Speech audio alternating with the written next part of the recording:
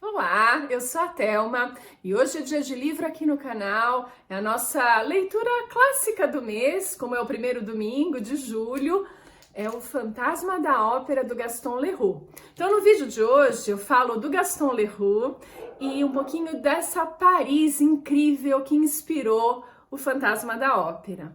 Mas antes de falar disso, eu queria convidá-los a se inscreverem aqui no canal e curtirem esse vídeo. Eu simpatizei imensamente com Gaston Leroux, esse autor que nasceu em Paris em 1868, era um 4 de maio, os pais estavam em viagem, ou seja, ele nasceu meio por acidente ali. Mas ele volta para Paris lá com uns 18 anos para estudar direito. E vai, inclusive, concluir o curso. Ele sempre foi ótimo estudante. E nesse meio tempo, o pai dele morre e deixa uma pequena fortuna para ele, que ele torra. Eu achei o Gaston Leroux, eu não sei, simpatizo muito com ele. Ele caiu na esbórnia, mulheres, dinheiro, jogos, investimentos mal sucedidos, enfim, acaba com a fortuna do pai e vai trabalhar. Não com direito, né? Apesar dele ter se formado e ser um bom advogado, né? Conhecer bem aí o métier, ele vai para o jornalismo, porque ele gosta mesmo de escrever e de investigar. Ele é o repórter investigativo da época. Ele se mete, por exemplo, disfarçado de médico na cadeia, na penitenciária, na ala dos condenados à morte, para investigar e entrevistar esses condenados, né? E aí ele vai perceber a grande injustiça que permeia esse tipo de condenação e vai lutar a favor aí do fim da pena de morte. Ele inclusive vai conseguir, se não me engano, que um desses condenados seja perdoado. Enfim, ele é esse cara.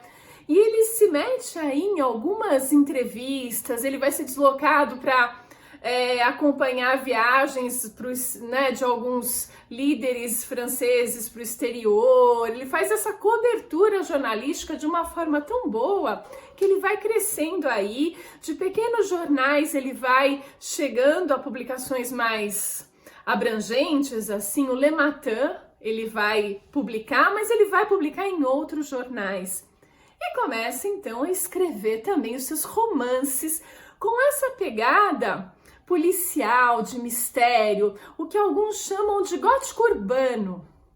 E como ele conhece bem esses meandros dos crimes, das investigações que ele faz, ele vai colocar isso nas obras dele. Não demora muito para que ele estoure e se dedique mais à literatura mesmo. E o Fantasma da Ópera vai ser publicado, se não me engano, em 1910. E é logo sucesso. Publicado de uma forma periódica, que era o costume da época, né? Então fica de 1909 a 1910 sendo semanalmente publicado.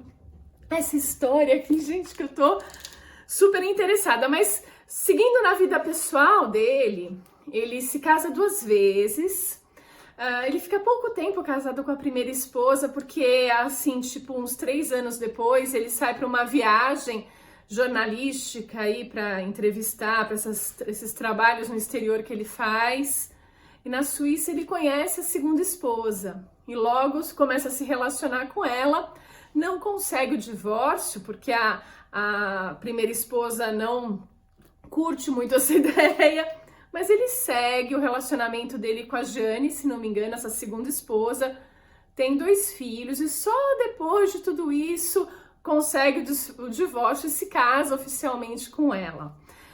O Gaston Leroux, gente, ele tem essa personalidade interessante, as leituras dele eram Edgar Allan Poe, o Sir Arthur Conan Doyle, também Victor Hugo, Dumas, enfim, boas leituras não faltaram e formaram esse gênero diferenciado, né? O suspense, esse clima diferente que ele coloca meio com uma linguagem jornalística, tanto é que você às vezes se pergunta se aconteceu ou não. E aí o Fantasma da Ópera é um exemplo clássico disso. Ele começa na primeira frase do livro: o fantasma da ópera existiu. E até hoje pessoas discutem essa possibilidade. Na história vai se permear aí, vão se misturar fatos verídicos com ficção. O fantasma da ópera é ficção, mas os subterrâneos de Paris, por exemplo, não são nada fictícios. Existem mais de 400 quilômetros de túneis embaixo aí da Paris que a gente conhece, na superfície, né? Eles foram já usados como ossários a partir do século XVIII, que teve um boom nos cemitérios, olha só que loucura. Enfim, foram usados também para outros fins na Segunda Guerra Mundial, tanto a resistência francesa como os nazistas usavam esses túneis. E aqui na história, voltando para o que ele aproveitou da história de Paris, foram alguns acontecimentos. Primeiro, a mudança da ópera para o prédio que a gente conhece hoje, a Ópera Garnier, o Palácio Garnier. Não era ali, era um pouquinho deslocado, mas houve um atentado nessa antiga ópera com Napoleão III, que fez com que eles mudassem esse prédio. Levou 17 anos para ser construído. E aí o Gaston Leroux vai considerar que um dos engenheiros que participavam dessa obra continuou a construir, continuou a viver ali nesse submundo, mesmo quando alguns elementos pararam a construção, como a Guerra Franco-Prussiana e a Comuna de Paris. E aí a Comuna é uma parte bem importante. Ela foi uma insurreição popular que buscava aí uma vida melhor. Ela durou 2 meses, mas foi brutalmente cancelada pelo governo, que matou mais de 17 mil pessoas para controlar essa rebelião. E a pior matança mesmo aconteceu em Montmartre. Não existia Sacré-Cœur, naquele bairro todo cheio de altos e baixos ali naquelas ruínas mais altas da cidade. Foi ali que esses revolucionários, que o povo foi encurralado e morto. E a igreja que apoiava o governo construiu, meio que de forma irônica, a Sacré-Cœur sobre esse passado sangrento que aconteceu ali.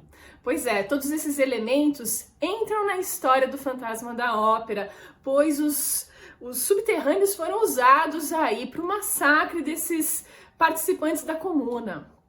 E embaixo da Ópera de Paris existe realmente um lago artificial que foi feito para drenar o terreno pantanoso que existia ali, né? E o Gaston Leroux, ao que parece, foi visitar esses subterrâneos e ali que apareceu a ideia do fantasma da ópera, né? Olha que interessante, né? Então esses elementos de verdade e ficção se misturam nessa linguagem jornalística, nesse gótico urbano, nesse mistério, em algo que a gente vai descobrir em cima e embaixo. Se toda boa história conta no mínimo 2 histórias, é isso que a gente vai encontrar aqui no Fantasma da Ópera. A gente vai encontrar um pouco dessa história de Paris, um pouco dessas investigações do Gaston Leroux, um pouco também de mergulho nesses personagens que têm uma história interior e exterior acontecendo. Então eu acho que a gente vai se deparar aí com uma infinidade de histórias muito bem contadas pelo Gaston Leroux. Tanto é que originaram várias adaptações para o cinema. Tem uma mais recente onde o Gerard Butler é o fantasma da ópera, ele canta magnificamente.